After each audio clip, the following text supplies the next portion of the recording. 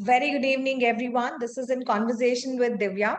And Divya Kote today has a small doubt on how do we write the presentation on introducing the objects from the environment.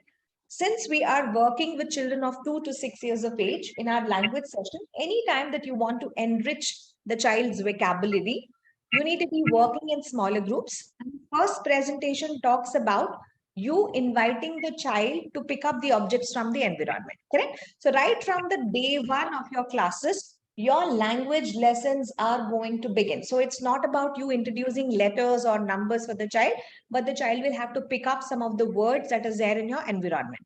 So what you're going to do, you will invite children in smaller groups. You'll make them comfortably sit in a particular place. And then for this objects of environment, how do you write? You will pick up your word categories. Now, what are the ones that you picked, Divya? What are the 3 objects that you picked? Pencil. Yeah, you have taken pencil. Pencil and eraser sharpener. Okay, you have taken pencil, eraser, and sharpener, right? So this is your word category, and you're only focusing on introducing these 3 words to children, right? So what I need to be working is I carry a tray, and I would place each of those objects in my tray. Right? Now I will transfer one by one. Where do I transfer? I would transfer on my mat. Every time I transfer, I say pencil, eraser, sharpener. Then I would introduce my first period. This is pencil, this is eraser, this is sharpener. Second period, I will ask the child, can you show me pencil? Can you give me eraser? Can you give her the sharpener? So you are only identifying whether the child knows it or not in the second period. Third period, I will ask the child, what is this? The child will say, ma'am, this is pencil. So you expect an answer out of the child. That's all. So your presentation will also talk about how would you introduce these. So in your presentation, you can say like, I would invite children in smaller groups. I would collect a tray and I will carry some of the objects that I would like to introduce in my classes. Children are comfortably seated and we transfer the material or an object one by one by telling the name of each onto the mat. Introducing the 3-period lesson, the child gets introduced to the names of the words. In the first period, in the second period, the teacher tries to ask them questions to identify. In the third period, the teacher asks them the questions about how it is. So without introduction, you can't ask a question like, children, do you know what is this? Most of us, we do this mistake. What is this? Do you know, children? Have you seen somewhere? No, don't give them a questioning question at the beginning itself. So always you introduce. Go with a gut feeling saying that the children do not know about these conceptions. Okay. So this was one that we actually picked up. And what was the next thing? Since you cannot bring objects every time to your class, that's when you went into our picture cards. Those picture cards are nothing but our classified cards. Agree, everybody? Now your classified cards come in 2 different variations. A card which is attached to what? A card which is attached to a label and a card which is detached to the label. So these are 2 forms. Now, what is the name of this classified card? I call that as my 3-part card. Why do I call it as a 3-part card? It will have a picture, it will have a label, and it will have a definition of that particular picture. Now, this becomes your 3-part card. Usha ma'am, ಅರ್ಥ ಆಗ್ತಿದೆಯಲ್ವಾ? 3-part card ಏನು ಅಂತ? So that is something that you need to be working in your classified card. Okay. Once the classified cards are done, you move to something related to your nomenclature cards. Now in nomenclature, you need to be very, very specific. Now your cards cannot be however they want. Now from here, you become a little bit more careful in choosing the kind of card. So that means anything that you want to go deeper and illustrate, that one has to be related to your biology, anything which has life. It can also be related to geography, okay? anything related to nature and science, right? So your nomenclature cards should always be based upon these two parameters. I cannot do parts of a car in nomenclature. Maybe I can generally use it as a part of a car, but I can't teach. Why? Because it doesn't have life and it doesn't belong to the nature also. So what I have taken an example is, I took an example of Tree. what is my different parts over here? Leaves, I have leaves, roots, I have branches, I have a trunk, I have a root. So this is my full tree. Now this full tree, I would be coloring what? How do I color it? I would color as in nature. What do I mean by as in nature? The roots are brown, the trunk is brown, the branches are brown, and only the leaves are green. Now I'm going to write the label of it. Okay, so this is my first card. Correct? So I have to also give a definition to it. What is a tree? I will have to define. Now, what could be the parts of that tree that I am going to defining will be my second structure. I will have to print the same image. But since I'm introducing only branches, I would label this as branches. Since I'm only teaching children about the leaves and not the roots, only the leaves. Since I'm teaching only about the trunk, I would color only the trunk. Since I'm teaching only about the roots, only the roots will be colored. But everything will be of the same size. Whatever color that you're going to be coloring, it should be of color red. Okay, separate label cards has to be given, and this is what you need to be having. How many kinds of nomenclatures can we actually have? So does anybody completed your nomenclature exercise, which was given for an assignment? You can show it to me. At least like the groundwork, the base work.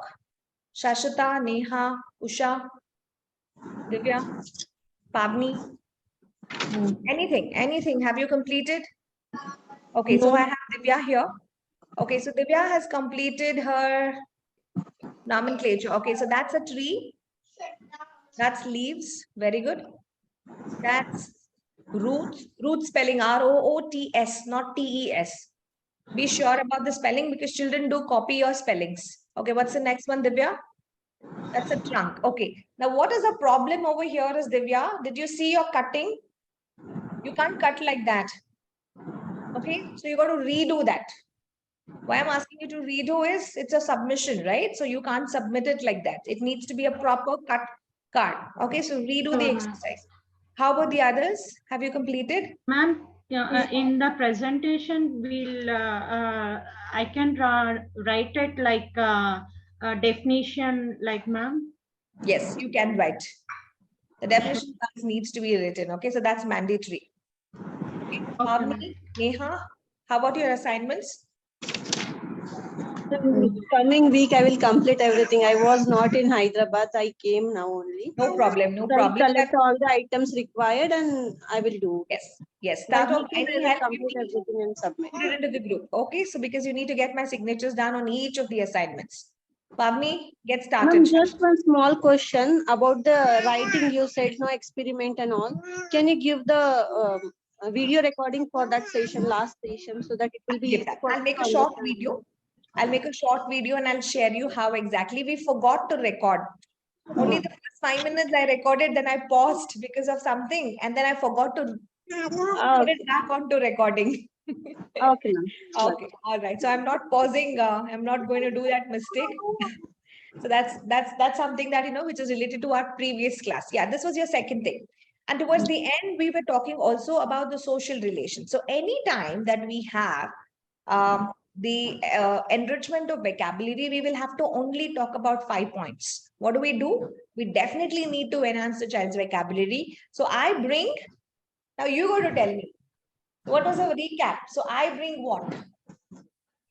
The first thing for enriching my oral language development, I would first need objects from my environment.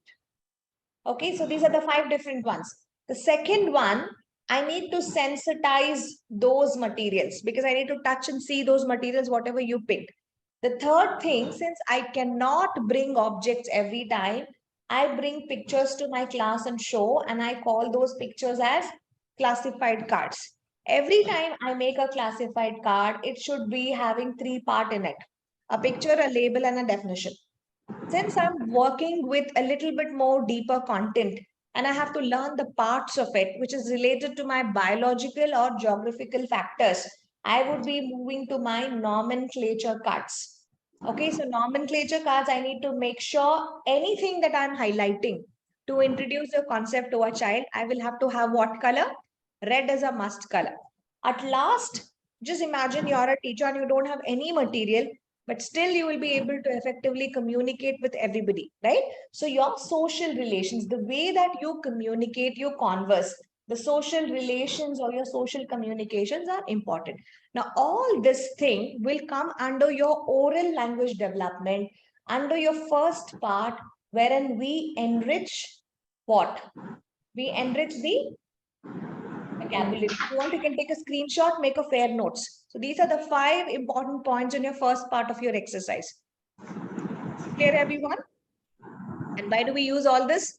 We've anyways gotten used to this particular exercise, right? So we wanted to this because language is considered to be as a system of symbols that we have all learned about. And we definitely need language to communicate to each other. We can have different forms, different mediums to communicate. I can use English as a medium of communication, Tamil, Telugu, Hindi, Malayalam, Bengali, Odia, whatever language that I know, I can use that language. So language is one medium to communicate. What if I cannot speak? Can I still communicate? I can still communicate. Through my actions, through my gestures, I can communicate. What if I'm not able to communicate with my gestures? Can I still do it? Yes, I can write and communicate. I can draw pictures and communicate. So ultimately, when a person wants to convey his feelings and thoughts or his ideas, there has to be some kind of a communication. So you need to make sure that the other person ends up understanding. So when young children come to schools, they face this major difficulty. They cannot understand what a teacher is trying to express. That could be one of the problem, that they take a longer period of time to settle. You all agree on that? Children do take a lot of time to settle down. They might cry. Even the teacher is trying to convince them, but they do not get controlled altogether. Why? Because language issue.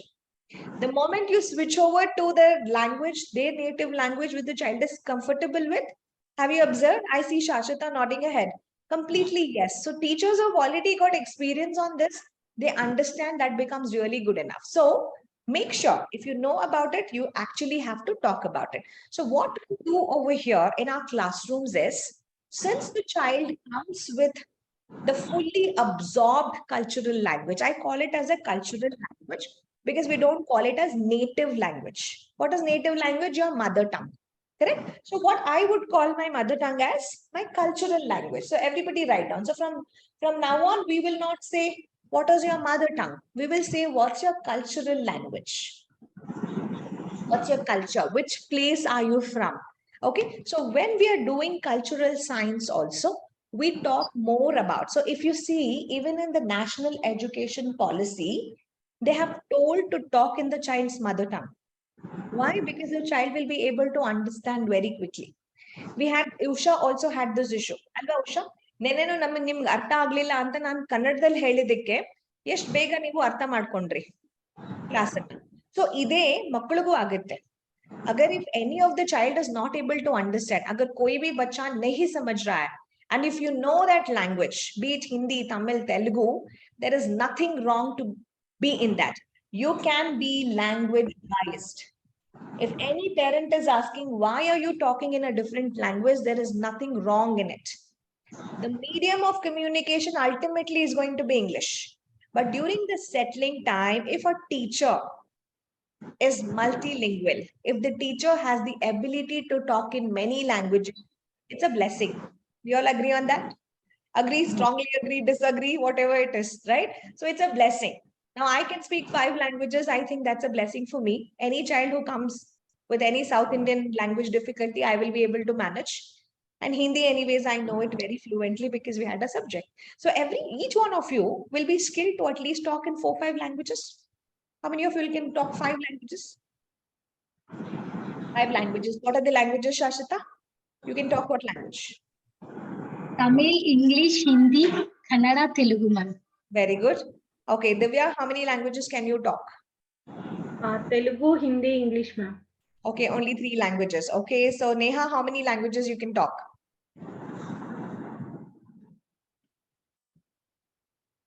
I think Neha, yeah. Neha, how many languages you can talk? Hindi, English, Marathi.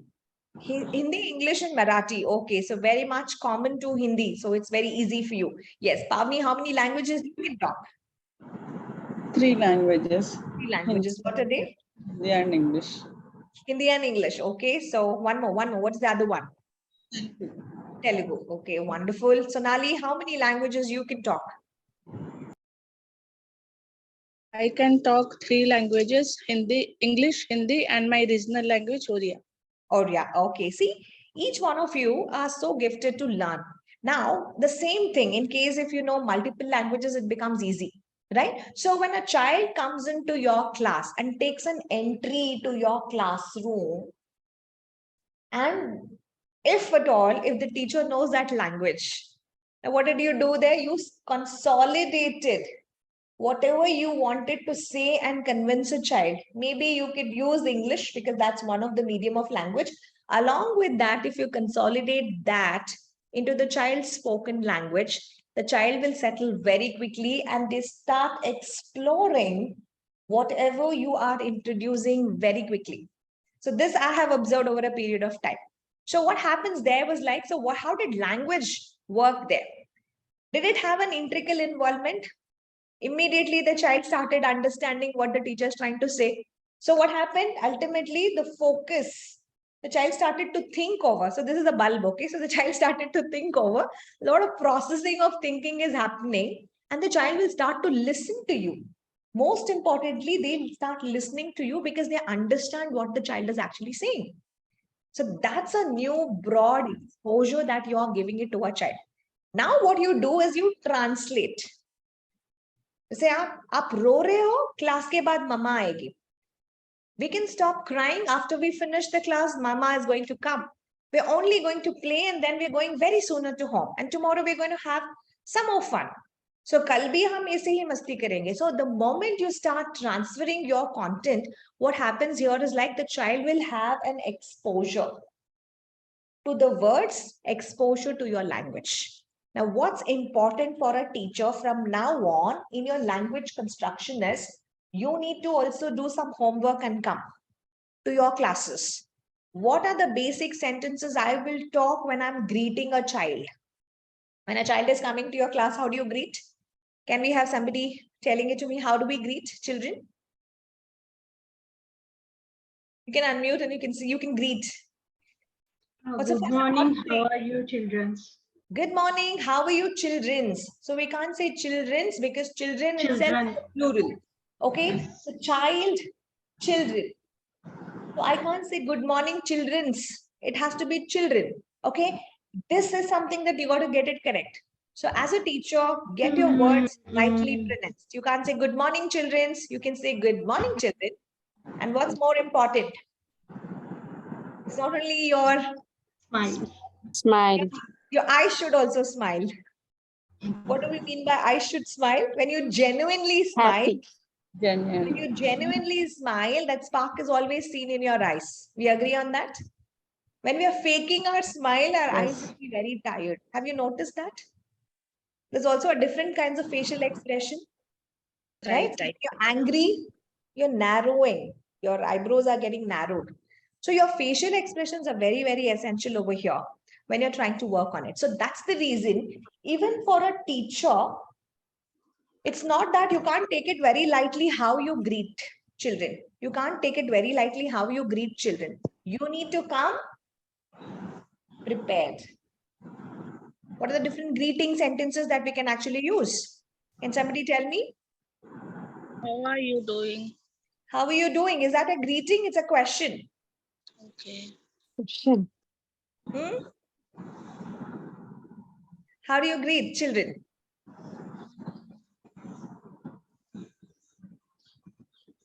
How do you greet children? How do you greet? You smile. Hello. From far, the child is coming, you smile at them. Smile is your first greeting because you are able to connect. And then you can start waving with a smile. You're not talking still. I'm just asking, how will you greet? I'm just waving, hi. With the Maybe I'm hands. just adding one word with that. I'm not Hug. asking any question. How are you doing? Who dropped you? Did you have your breakfast? No. It is just about greeting. So we can wave. We Yeah. can give high five. Yeah. You can bend. Then, You can bend and give them a high five. Don't stand and give a high five. yeah. Yeah, because you're so huge, first of all. We are so tall. Some of us are huge. And in case you always have the habit of leaving your hair can actually go down like me. So what you generally do, you got to bend down, right? So we bend down to the child's level. You look at their level and you say hi. Don't stand like this, bend down and say hi, because most of the time your hair is going to be down. Okay, these are certain rules that you need to be specifically telling. What could be my other things? What could be the other ones? High fives. Anyways, I've given a high five. I wave. I can give them a, what else? Hug. Hug could also be one of the Hug, greetings. ma'am. Yes. I can also shake hand. I can also shake hand. Then what else? These days, schools do have the silly shakes and dance movements, patting their leg, patting their hands, right? So there are many different greeting ways that you can actually have, right? So we have something called as air hug. What is air hug? Most of the times we do it after COVID. We don't literally hug. The child is coming there and you generally say hi, and then you do this. That's considered to be as an air hug. All these things are very essential. So sometimes we also bow down. In case if you see Chinese schools and Japanese schools, they always bow. So they give respect to a child just like how we are respecting the other ones. So all these things are the general ways that you should be able to greet a child. So greeting a child is also very important. So as a teacher, you come prepared. How are you going to greet today to your class? Okay. The next thing is like you talk about your feelings. You talk about your feelings. Okay. And then you ask them, hi, how are you feeling today? It's not that how are you? How are you feeling today? Ma'am, I'm feeling happy. Ma'am, I'm feeling so excited. Ma'am, I'm feeling really wonderful. Oh, that's really nice. Have a nice day. And then you can send the child into the class. I'll see you in the class, because sometimes we have multiple teachers who are there on the greeting front and there are teachers who are there on the receiving front. But in case you are the main teacher who is doing everything, probably you can have a small conversation also. And then you could actually put your children inside. So for all of that, what is the main thing that we need? You need to come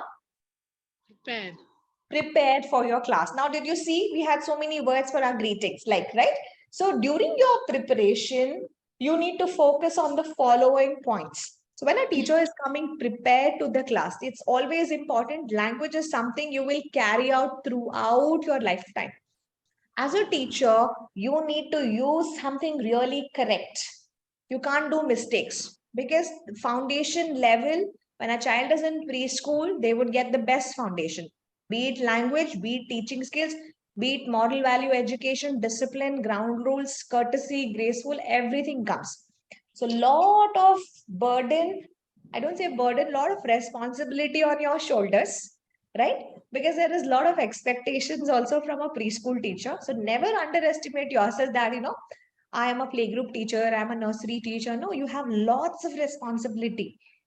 And you are the one within that 3 hours, we don't know how much of a care that you will have to be taking care.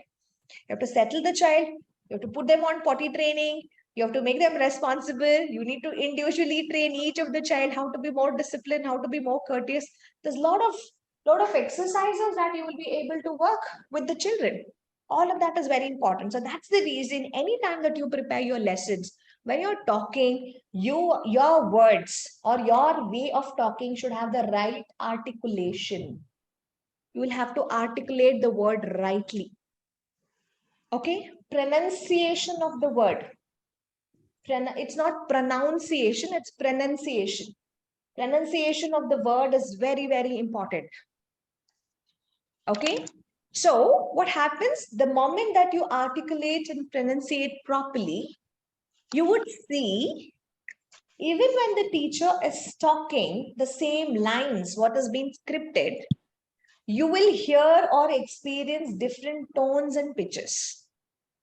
And where is it useful? When you tell stories, when you say, children, can you please calm down? I'm going to share something nice today. Do we do that? We mellow down our voices, we articulate, we dramatize, we exaggerate sometimes, right? All those things are very, very essential for me. And when you do this, trust me, your children are much more encouraged to feel free with you. And they will listen to you because you are able to communicate and connect to your class children very nicely. And most importantly, children at the younger ages, like I can say from 2 to 6 years, they consider to be like absorbent mind. Okay, so whatever is their mind, the brain or the mind, I could say it's like a sponge. Anything that you put it onto it, it will just only soak and soak and soak. So what you need to do as parents and teachers, it's our responsibility also to put all the goodness into the child's mind, because they would be able to understand everything. Be it understanding language, be it making sure that they're conscious about how they're working, be it when you're teaching symbols or numbers or math, whatever it could be. But you need to be very, very careful when you're talking. You can't say, what is this? I taught you yesterday and you just can't learn it. The child will think, yes, I can't learn. And when you begin saying the children, today I'm going to teach a letter R, it's very difficult. You better listen to me very carefully. The child got already an impression. Yes, letter R is very difficult because my teacher told me it's very difficult. And what if Divya comes tomorrow or Neha comes tomorrow and she says, we are doing a letter. It's very simple. Just a straight line, a roundabout and a slanting line. So easy. The child thinks, yes, it's very easy because my ma'am already taught me to do that. They will definitely have difficulties to reach this milestone. As a teacher, when you start putting that constant impression, it's easy, you can do it. Because you're using the right words, you're using the correct words because you have come prepared for your class. So that's how language plays a vital role in establishing a child's communication. Divya, would you like to share something on this? Like how was Adya's experience with this? Did it help the right usage of words? Yes, ma'am. Something this last year she is in Mont 3. That time, exams time, she is telling something about topic one topic, or it's maths or English. I'm forgetting that. She said, no, I'm saying that no, you are not read like this. I'm saying that. No, my ma'am is saying like that only. I'm to read. I have to write like that only, she said that time. No, did you notice that there was any change in the child's development just because of the positive language in the classes? Yes, ma'am. Yes. Emotionally, psychologically? Yes. Did you feel- Actually, she's in class means she's talking in English and she's very active. At home, she is not at all talking in English. She is telling anything in Telugu only. That's okay. That's okay. See, language is just for you If to communicate. not only language, ma'am, a lot of differences are there. She's in something happy. She's doing something active at school, in classroom also. If she knows anything, means she'll do it faster. Very, very nice. Does anybody wants to add on to this experience? Because as parents, has your children questioned that, Mama, you don't know about this. My teacher has told me to do this way only. Has anybody of you experienced this as a parent? Yes. My child's teacher knows the most, irrespective of whatever qualification, whatever designation that you as a parent have it. We all have experienced sometime or the other. The children definitely say, my teacher is the best. She knows everything. If she's told that, so what is our responsibility over there? Should we still keep back that responsibility and do the best, because so that our children would believe in us? Not 100%, more than that. Yes, more than parents, children believe us. So we cannot lose out on that. So that's the reason I always tell for preschool teachers, you have a lot of responsibility, and I have a lot of respect for each one of you because you're going to be an amazing full-fledged preschool teachers going forward. Okay, so what do, you take your right hand up, everybody right hand up. So we were talking about the midline, right? So we were talking about the midline. So cross over your midline, pat yourself for being an amazing human being, an amazing teacher, an amazing trainee, an amazing student, for all the wonderful job that you're doing up. Okay, so each day when you give this pat to your shoulder, somewhere down the line we get a little booster. End of the day also we feel satisfied, we feel relaxed that yes, I am doing a little good job into my perspective. So this is something which is required for your children also. After writing every page in your class, you always tell children, put your right hands up, cross your midline, palms on your shoulder, pat yourself, say you did good. And then you can always say thumbs up, thumbs down, cross your arms, clasp your fingers, roll it over, bring closer to your chest, and what do? What did we do? Clasp your fingers, we rolled it down, we brought it to the Hug. chest, and then Hug. give ourselves a big hug. Can we all give ourselves a big hug? Yes, just like a teddy, you got to move yourself. Oh, come on, don't stick to your chest. Move up. Sonali, move. Move it up. Is that how you hug, Sonali? Class, ulta karo. Aise nahi. Thumbs up, thumbs down, thumbs down. Cross your arms. Clasp, roll. Ulta, piche nahi, andar. Get it close. Sonali, Sonali, learn this. Okay, thumbs up, thumbs down, clasp, roll. Get it towards yourself and then give yourself a big hug. Kiss your brain because your brain is helping you to remember so many good things. Okay, so we do this in our classes. It's called brain gym activities. When you cross your midline, you're going to remember many awesome things altogether. So that's the reason language is very essential. So we need to have a prepared environment. Teachers are going to do a prepared environment. That's amazing to actually work with. So this covers your first part of first experiment, language. The good job, we did one exercise from past 2 days. Clear, everybody? So what did we start with? Importance of language. As a teacher, you need to come prepared with your class, with the right words, correct usage of the words. You articulate good, you pronounce good, so that our children would learn amazing language, right? So every time that the teacher uses the right usage of the words, the child is going to take up everything at ease. Now, to work on our oral language, we wanted 5 important exercises. That's objects from the environment, sensory exercises, classified cards, nomenclature cards, Social relation. So this is your first experiment in your language. So we need to come prepared with 2 exercises for that. So I asked you all to complete classified cards and nomenclature cards. If you have not done, by the next week, please complete it. Let's move to our second exercise. Clear, everyone? Can we move to our second exercise? So exercise 2. Again, this comes under our oral language development. We will still be working to enhance the child's vocabulary. Okay, why we're still working? Because we want to improve the child's vocabulary. Now here, still working on language, but we would train the language. Okay, so here we would work on language training. We're still working on vocabulary, but we will train our language. Now, to train our language, our mind is not enough. So what I will have to do? I will have to take the support of my what? I will have to take the support of my book. So I write a book, then I become the author. If I don't want to write a book, I pick up somebody else's book and I read through it. Agree, everybody? So what is my first thing? As a teacher, you go to read a lot. As a teacher, after you read, what would you do? You would write somewhere what you read. Clear?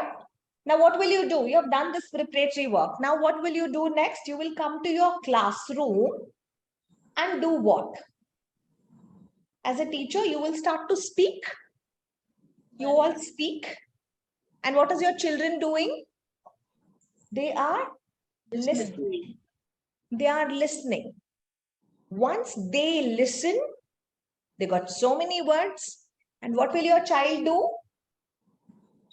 Your child will speak. So always there is a rule.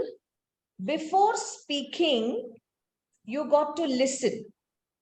Before writing, you got to read. Okay, so this is your thumb rule. Before speaking, you got to listen. Before writing, you got to write. So same thing goes for children also. Before you ask them to talk, you talk, let them listen, let them get the right words first. Then they will start speaking automatically. So have some patience. So how many of you have got this suggestion or feedback or request from parents that ma'am, my son is still not talking. He's almost like 2.5, 3 years or close to 3.5 years and he's not able to talk. Have you constantly hear, listen, get this teacher, you always get that? From where does it come from when you ask them? I faced actually. You face that, yes. So is it like, does it worry you most of the time? Yes. Worries us. When does the worry become more? When you start comparing. Yes. The worry becomes more when you start comparing a 3-year with a 3-year or 2-year with a 2-year, when the milestones are not reached. So that puts us to worry. So that is when you need to ask parents to be a little patient. If the child is 3 years and still if they are not able to speak, the problem is the communication. Maybe the parent has not interacted much. Or maybe the child is like, left in a very reserved place wherein there's not much of an interaction or a communication is happening. Just do a quick background verification. You get to understand. So when a child is talking a lot, when you do a background comparison, maybe the child is staying in a community. Always there is somebody else to communicate or talk, or their group of friends keep talking, or they're staying with their grandparents, or it's a larger family, or it depends on the communities that they are. It also depends on their parenting styles. How much do the mom and dad talk to them? Okay, and we've always seen if there is a sibling, the child talks very quickly. And we have found this difficulty with one single child. The parents with single child will always have this problem. Okay, so this is a quick thing that you need to be working on. As teachers, you should know this. So what's your remedy to it? You will ask the parents to be a little patient. You need to also observe. Don't give conclusions immediately. Okay, that's a very wrong notation. So you got to observe the child at least for a month. Observation is very important. When I'm talking, is the child understanding my commands? Can I respond to it? Yes. So all of that will be a part of your observation also. So after you do a thorough observation, you need to also come back with tips and suggestions. Just don't say, I observed these are the problems. Now, what is the solution? You need to also come up with solution. So for that, for every child, you need to maintain a child's journal. You're all teachers, so you need to maintain a journal for your class. Okay, so you will write about each child 1 line every day. Okay, Adya is very reserved. Shashita is very active. Usha is a slow learner. Sonali has problem in understanding my commands. So when you start writing one sentence about each child, you know where this child needs importance. And tomorrow when a parent comes and asks also, where is the areas of improvement? You're only writing not negative areas of improvement. It's nothing related to pinpoint. You will always share the feedback as these are the areas of improvement that you need to be working with.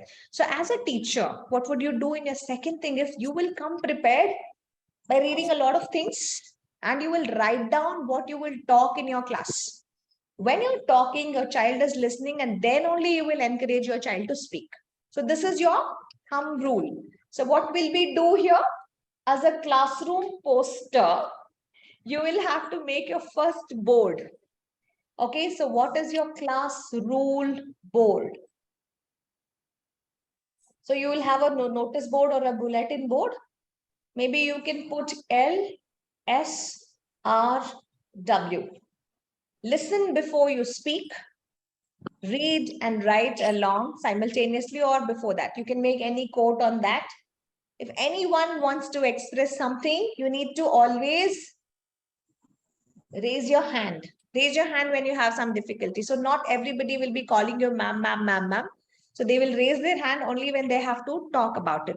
So as a classroom rule, you can actually put up this into your classes. So the child will be able to get that. Now this is very clear. So children need to listen, speak, read and write for our language development. Clear everybody? We don't have anything beyond this. Now, to make sure they will listen to me, under language training, I will do my first practical exercise. What is that? My first practical exercise for my language training, which will make the child listen to me, is by literature. So this is where I will begin introducing literature to children because I want them to listen to me. Okay, under literature part, what do I pick up? I pick up stories. What is my first exercise over here? Will I ask the child to read a story? No. No. I will Narrate the story. tell a story. The first exercise, everybody please note down under the literature section to introduce language training for your children. We are going to be using the cue skill of listening mechanism through stories. The first exercise that we're going to be talking is telling a story. As a teacher, what should I do? Story. No, I have to come prepared. So Divya ma'am has come prepared with one story. Just imagine. So today we're going to do a story. So I'm going to only tell you a story. Now let's see if you can relate it to that literature. Okay, so do I have any material here? I have no material. So it's only me. I don't have any material. To make you understand better, maybe I will use my classroom board.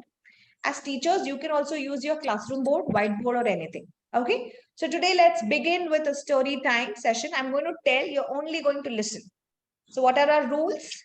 On a count of 3, 2, 1, we stand up. On a count of 3, 2, 1, we sit down. We stand up. Shashita, stand up. Stand up. Sonali, stand up.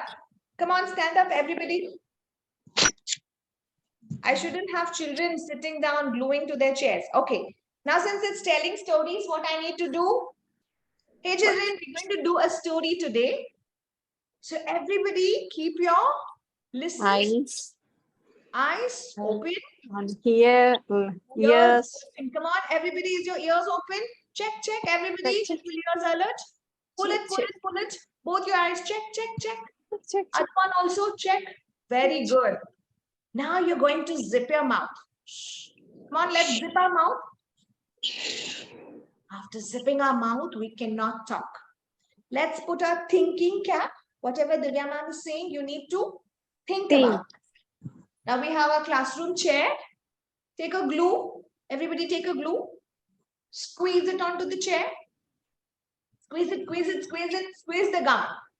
Take a paintbrush. Brush it. Brush it onto your chair. Brush it onto your chair. Okay, so the gum is all over. Now sit down.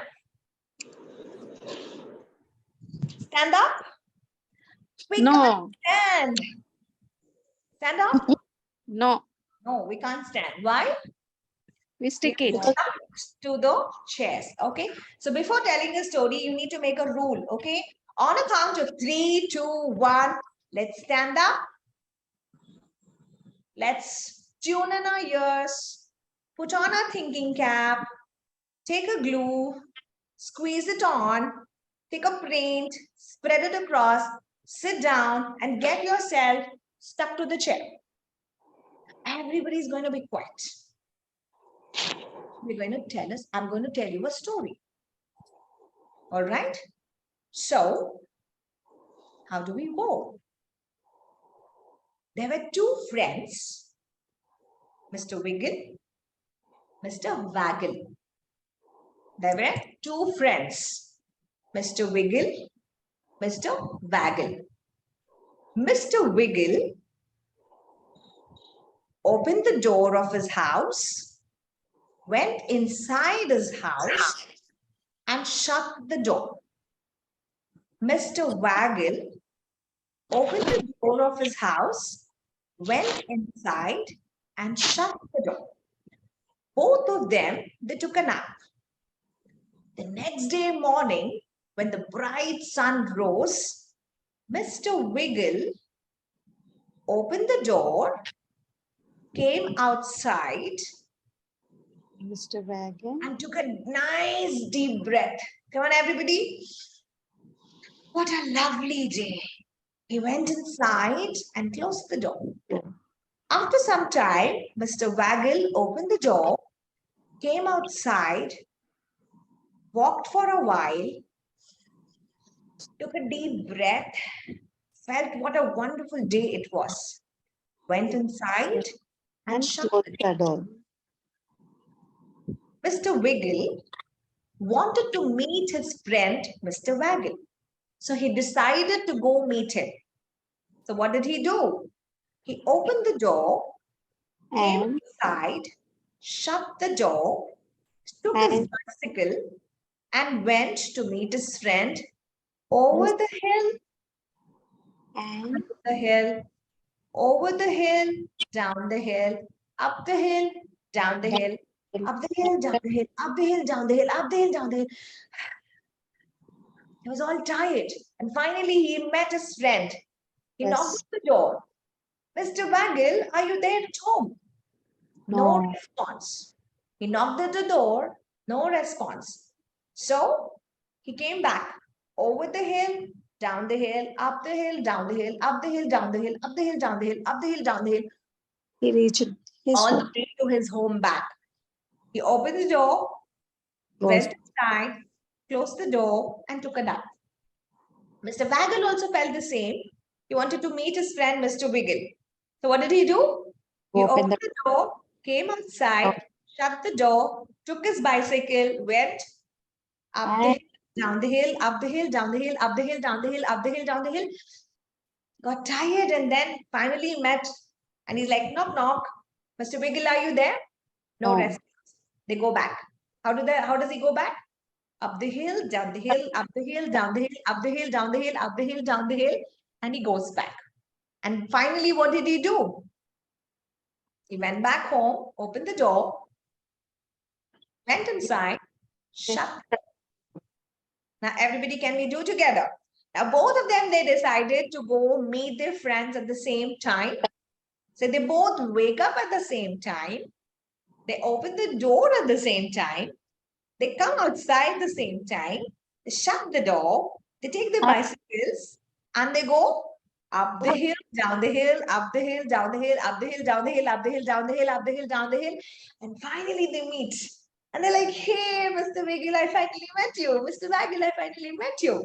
So they meet up in between and then they chat for a long time and they say, it's bye-bye. I had a good time meeting you. And they go back home happily. Up the hill, down the hill, up the hill, down the hill, up the hill, down the hill, up the hill, down the hill. They reach back their homes. They open the door. They go inside. They shut the door. They take a nap. So what did we learn here? Next time, when you go to your friend's home, you just can't go and knock. Before You got to telephone them, right? So what is the moral of this particular story? Children, you all have friends. Whenever you wish to meet your friend, always ring up. Ask your friend whether they are available at home. Then the child will ask, ma'am, but how? What is their number? So you can always start with your number. My telephone number, if at all, if you want to meet me or talk to me, you got to dial my number. So I'm giving my number to everybody. If you want to talk to me, you have to dial this number. And you can also tell children, since I'm in India, you got to dial an extension 91. Right? So you will write down the telephone numbers. Then you can say that, you need to know your number. So that's how you will introduce address to children. That's how you will introduce telephone numbers to children. And you can also have a pretend play in your classes. Will you dial my number? You can always literally do that in front of the classes. We understand how do I dial and how do I receive. You can't say hello. You have to always say your number, your name. Divya here, who's on the line. You can say, I'm Tulsi. Hi, Tulsi. Nice to meet you. Hi, Or nice ma. to talk to Hi, you. ma. Yes, you can always do that. So, we're going to ring up that way. So you can always do this kind of sing-along sessions. So what did we just do here is like, we took a part of our literature, and in literature, we were only trying to train our language. As a teacher, I have to come prepared with the lines that I'm going to be talking. Okay, now I'm going to take this a little further. Now see, through gestures, I can actually talk and say, but otherwise through pictures also I can say, right? So there were two best friends. I can always draw when I'm talking. They were two best friends, Mr. Wiggle and Mr. Waggle. Mr. Mr. Wiggle and Mr. Waggle. Wagon. They stayed in beautiful homes a little far. Each time that these two friends had to meet one another, they had to go up the hill, down the hill, up the hill, and down the hill. See, we had a beautiful scene here. As a teacher is trying to talk and converse, you go to draw. This is considered to be as your creative reading and creative writing. So tomorrow, even when you show the picture to the child connects. This is also related to your mind mapping. Children learn more when you draw and explain. How many of you will learn it this way? You will draw and write. I'm a person, if I don't have a board, I can't talk. I can't teach. I can't express. So you will always see when there is no board, my energy will be little down. Day before also, when I was there in Tyagi Center, wherein I did not even have a pen, pencil, nothing. My class I could not do because I can't talk if I can't write. How many of you will have this habit? I don't know, but many of you would have studied in this way. Then you will have a lot of difficulty. Okay, but you will remember forever. Whatever you have drawn and explained it, no, you will remember it for a longer period of time. So for younger children, do this. Anything that you explain, draw and explain. So can you show me where's Mr. Wiggles' house? Yes. What color shall we paint, children? Ma'am, let's color red. Okay, Mr. Wiggle has a red house and Mr. Waggle has a yellow house. You can talk. It's your own story because you are telling the story. You're the storyteller. But you cannot miss out on the ground rules when you're trying to narrate a story. And then you continue the same story. The same thing goes with dramatics also. So when we're meeting on dramatics, we can still do the same thing. Okay. So now the other thing is like, when you're talking about telling stories, this is one part of it. Now I had my own verses. I had my own sayings. The second exercise in my language training is I read a story. Now here, I can't use my own vocabulary. I will pick up a story book, which is age appropriate, and I would only read what the author has written. So what should I do? The teacher would sit in front of the children and you will make the seating arrangement in semicircle. So children will all be seated here so that you can see every child of your class on the ground. And as a teacher, you will keep the book. So when you're reading stories, you don't have to show them the stories. You just will have to read. And the rule when you read a story is they cannot raise voice. They cannot talk. The question that people ask me is like, can the children listen? Definitely they will listen if you're imposing rules and if you're very firm and you say only when you're quiet, I'm going to read a story. And all the questions we can actually do it a little later. Okay, now what is the next thing that I'm going to be working over here is like, now here, you need to always be a little good in choosing the stories. What kind of story books do I pick up? What kind of story books do I pick up? It should be real stories. No fantasy stories, no fairylands, Disneyland, Snow White, no. Because the children cannot imagine the way it has to be picturized unless and until you have a visual in front of them, they cannot visualize. Now, what if I'm talking about a park? The child has already seen slide, swing. They know about it. It's real. It can be seen. Maybe if I'm talking about a story about somebody falling sick, going to a doctor, the child knows about the scene hospital. And these days, you will tell children you need to wear a mask when you go to the hospital, you need to wash your hands. Sanitize. Yes, sanitize your hands. The children know about it because it's real. and they connect it very quickly to all of you. So every character that you introduce in your story is again real, and you need to keep up the suspense when you're reading the story. You can't leave out the suspense. You don't know what's going to happen. So at the beginning itself, you can say, children, I'm going to read a story today wherein two friends are going to meet up, but some difficulties happen. Yeah, let's see what will happen. That suspense you create first, and then you ask them to listen. So this is the main thing that you're going to be working on. Okay, keep up that suspense. And then you see your children will be hooked to your book corner. What is written? Yes. And every time you do the activity, it is a good relaxation. Do you think it's a relaxation period for children? Yes. Like a break for them in the class. They're still doing language, still doing a period lesson, but children think it's a break. Yes. Right? Because good reading activity. So teacher should be doing an amazing reading activity where the body, only your body is at rest. What about your mind? Mind will think. Mind will think what is ma'am is saying. active. Your mind is active. Your body is in rest. Your mind is active. So there has to be a good balance between your reading and relaxation. The more you do, the inner spiritual life of a child will become better and better. They become better individuals because every story will have a takeaway. It will have a moral story. Ask the children, don't tell the moral of the story is, that's all outdated.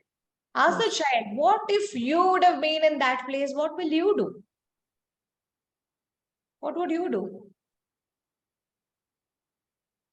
Hungry caterpillar, there was a story, right? On day 1, it will eat so much. Day 2, it will eat. Day 3, it will eat. It will eat so many things. On day 10, it will have a stomach pain. Yeah, and then it will only eat a leaf and then feel relaxed. Now ask children, what will happen if you are eating so much? The child will come up with beautiful answer. My tummy is going to break, ma'am. I will have loose motions. I might fall sick. List down to the reasons, and the child is going to give you all that reason. And then you ask, is it good to eat so much? Is it healthy to eat so much? You can eat, but are you conscious? How much should we eat? Ice cream, ma'am, ice cream is yummy, but can I eat more than one scoop? What will happen if you're eating more? So when you put them onto that consciousness of understanding and listening, that's where the child would definitely understand about, all of that credit, that whatever the teacher is giving, ultimately the credit will go to the teacher because you are putting the author's perspective. You're the illustrator. If the story is very good and if you don't present it well with your right words, the story time will become a disastrous time. So as a teacher, you need to make your ultimate effort in bringing your story sessions really amazing. Okay, only then the child is going to enjoy this. So this is one part of your literature. Okay, so this is your presentation 1. What is your presentation 1? In the second exercise, presentation 1 on literature is stories. Under stories, you either tell a story or you read a story. Yes. So we did what? The second exercise. The second exercise was related to literature, wherein I'm part of my story. Now coming down to my story, what are the different ways that I can tell a story? First thing, did I have props? I didn't have any props. I only used my body parts to actually say. The second thing, I used the board and I started explaining about the board. Now, what if I have picture cards? Can I also narrate scene by scene? Every time that I'm saying a line, I can put a picture. So the child is visually also seen. The more visuals you give, the better the children actually start connecting with you. So these are the different forms of you exhibiting or telling a story to a child. So you can also have a fanel board. What is fanel board? Wherein you pin up each of your scene next to each other. So your story sequence is in line, and then the child will know what after what scene. So anytime if I shuffle them also, the child will say, no, ma'am, this has to come before that. Right? If I'm saying about the thirsty crow, it was a very hot, sunny day. And then there was a crow. The crow was very thirsty. He was in search of water.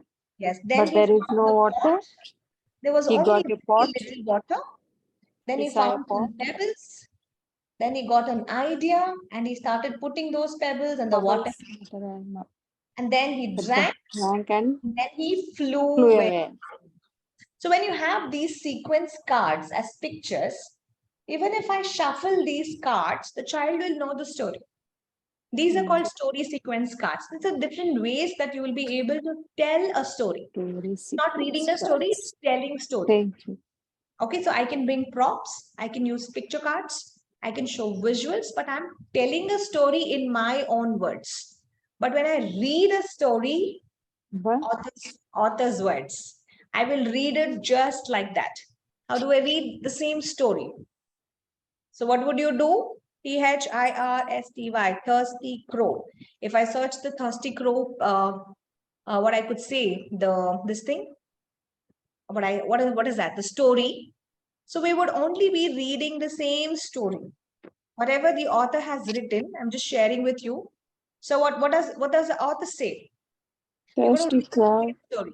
There was a crow which was very thirsty. He searched for water everywhere. Last, he saw a water pot near a well. He looked inside the pot. There was very little water. The crow saw some stones nearby. He thought of a plant. He picked picked up up some. He put them one by one into the pot. pond. The water level in the pot came up. The crow drank the water and flew away. So this is your second part. So here, you can't even use one word of your choice. Clear? So that's what we do in reading stories, which is going to be helping for our children to work on part of it. Yes. So that's how we're going to be enhancing our literature. So this is your second exercise that we did for today. So it's like reading a story and telling a story.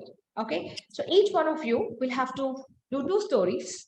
And in the next class, you're going to read story. I will pick only one of you, whoever it could be, or one of you, but everybody will submit 2 stories for me. Okay. So the first thing is like you will tell a story. So when you want to tell a story, you have to come prepared with your props. So this is your assignment.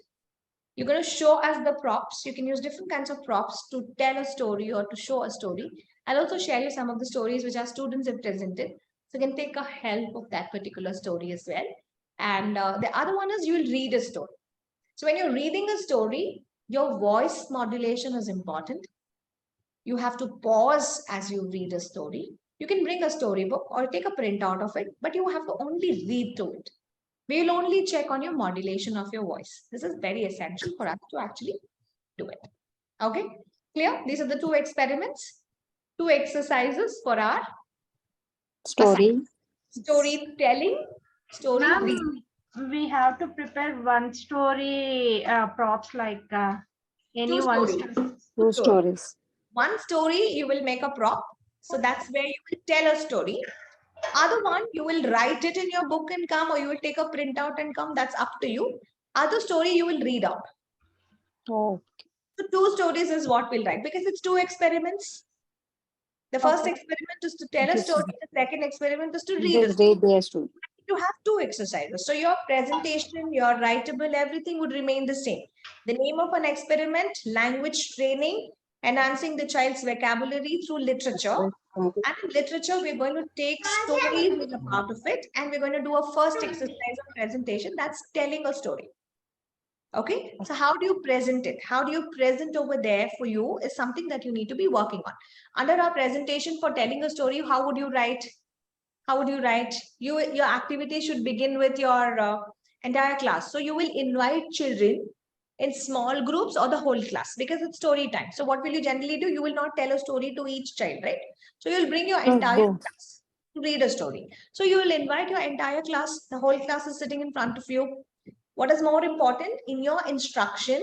If you're telling a story for more than one child, you need to always make sure that the children are sitting in a semicircle around you, not in circle, because you can't see children who are behind you. Because every time you're going to add gestures. So all these things will come under your presentation. The way you are going to note down these particular points when you're reading. Okay, this why is the question? Why do you want the children to sit in semicircle? Because it will allow them to see your gestures, to see And your expressions. your movements, the way you're actually moving. So that's also important. So the child will start understanding. If you're showing something as you're telling a story, they will be able to connect. But what is the setback here is like you can't read stories whatever is required. So your story should be related to reality. The story should be real, and the story should be true. It can't be fantasy stories at all. So this is something that you need to understand, and also make sure it is age appropriate stories. Okay, and every time after you tell a story, you have to encourage the child to tell that story to somebody else. Okay, be it mother, be it father, you always have to put that. Children, I have told you this story. Go back home and tell to your mama and tell me tomorrow what she said. So that's how they will start talking back at home. And you can also inform the parents. Their parent today, I've introduced a story. You can give that storyline to the parent. So ask the parent to behave as if they don't know. See, for which when you're interacting with children, no, you have to always be as if you don't know. And you need to excite them. Oh, is that so? Oh, that is how it actually happened. Oh, then he came over and he took over that particular stones. What a wonderful crow, how intelligent he is. When you pretend to be not so intelligent in front of the child will think he's superior and he knows so much, and that's how you would actually aim for it, right? So this is a good activity that you will do. So in your presentation, these are the points that you will write. So what are the different points? You will invite the children, you will tell them that you're going to tell a story. Small group or large group, full class. How are they sitting? Semicircle. Semicircle. Why are they sitting in semicircle? Because they They are can see your gestures, your facial expressions, so that they understand whatever you're actually saying. What kind of stories will I choose? Stories. reality. Yes, story should be real. Story should be true. Stories true. Can I take fantasy stories? No. I can't No. take fantasy stories. And after telling a story, what do I encourage? They have to Ask to tell the Parents, story. any friends. they have to go back and tell the same story to an adult or to their friends. So this is something that we need to encourage. So this is for telling stories. Now, how do I write for reading stories? Similarly, for reading stories, what do? I will tell children, we're going to read stories. What is the first important thing? So I have to choose a well-constructed story or a book, storybook. I have to choose that. Again, the scenes of that story, the characters of the story should be introduced first. And I have to create a lot of suspense when you're reading a story, because otherwise the child will not sit in one place. They'll be very finicky. They will be moving around because there's not much of an interest, no? Because when you're reading a story, it's very boring. So at the beginning itself, if you create some kind of a suspense and you have highlighted that suspense, the child will sit throughout the end to get what happened to that particular suspense, right? So as a setup, what you need to do, you need to have a chair. The teacher can't sit on the floor. So this is one thing. You need to sit on a little higher surface so that everybody is able to see you and you're able to see everybody. Children can sit down on the floor, so you can spread a mat, and behind you, you can keep a lot of books. So it will look like a book corner because you're sitting in a library or you're sitting in a book corner. So this is how it's going to be there. What is the advantage of doing this? When you have a good balance between reading becomes relaxing also. So they can relax their mind. The body is at rest. So you should write the advantages also. Why should I read a story? As a teacher, you should know this. When you talk to parents also, you always tell, parents, I advise you to read a storybook to your child because that's one of the good activity which will help you to maintain good balance between what and what, between reading and relaxing. Even though the child's body is at rest, the child's mind will be much more active. Yes. And every time you read a story, the child's view towards connecting with everybody will change because there's so much of moral value education happening. There's a lot of takeaways which will actually happen. But what you need to do, no matter how much or however good the story is written by an author, if the illustrator is you, If the illustrator is bad in reading a story, the story will not be effective at all. So this is something that we need to keep in mind. Okay. So 2 exercise, do a lot of practice, 2 stories, stand in front of the mirror, explain it to yourself, get your facial expressions right. Don't worry about your vocabulary. If you forget something, always have a piece of paper. Nobody is very, very good in memorizing everything. Keep a piece of paper in front of you. You can always look confidently and then look at here. I will also have some notes towards my left hand side. If I forget something, what next I have to talk, I can always look back. Nothing wrong. Give a piece of paper, the entire story also. Any words that you forget, look there. Encourage this to your children also. Give them a whole script in the class. If they forget on competitions, they can look and then they can talk. That should be the confidence that you'll start building. Okay. Amazing, everybody. Thank you very much for joining me in today's session on language development, wherein we worked on language training, enhancing the child's vocabulary and training the language through the art of literature. And we worked upon telling a story and the importance of reading a story. Thank you guys. I'll be sharing you the recording with all of you. So you can go through this multiple number of times and keep your work up to date. Okay, so finish your work today itself. Sit back for another 1 hour, finish your work, have a cup of chai or coffee, and then relax. Okay, so see you all in the next session. All the Saturday students, I'll meet you again on Saturday. We'll do a little demo on Saturday. Bring all your experiments. We're going to practice it and you will be demonstrating in front of me. So if there's anything that I would be able to guide you. Okay, so take care. Love you all. Loads of love. So we'll do again. Thumbs up, thumbs up, hands in the front, clasp your fingers, roll it over, bring it close to your chest, and give yourself a big hug and tell you did an amazing job. Kiss your brain, and I'm kissing all of you for being such amazing students of mine. Take care. Loads of love. Bye-bye. Take care. Bye, ma'am. Bye. Hey guys. Thank you. Thank you, Neha. Thank you, Tulsi. Thank you, Neha's kids also, and Divya's kids. Thank you, Usha. Thank you, Tulsi. Thank When you. you're saying the story that time, she is also listening, ma'am. She is also doing what you are doing. That. You need to always encourage. You can bring them. You can bring them so they can sit next to you. But you will share the major portion of the screen. See, always learn with children, interact with children. The entire agenda is like, how helpful are you when you share that knowledge? It's always you. So you have an added blessing. You're already a mother. So you can immediately do that with your child. Yes, And yes, if you're ma'am. a teacher, you can immediately do it with your children. And I have to say, Usha has got such a blessing. She has grandchildren. See, she's doing this course to help her grandchildren. You know, I need to really appreciate you, Usha. Very well done. The first thing that she said is like, how can I be helpful to my grandchildren? What can I learn and teach them? You know, she's going to be there with a longer period of time with the grandchildren, and she's able to do that. You know, so the age is just a number. If you want to learn, we will definitely learn towards our last breath. That has to be there. Okay. Keep spreading the joy of learning. Take care, guys. Have a great evening. Short question. To ma'am. Bye.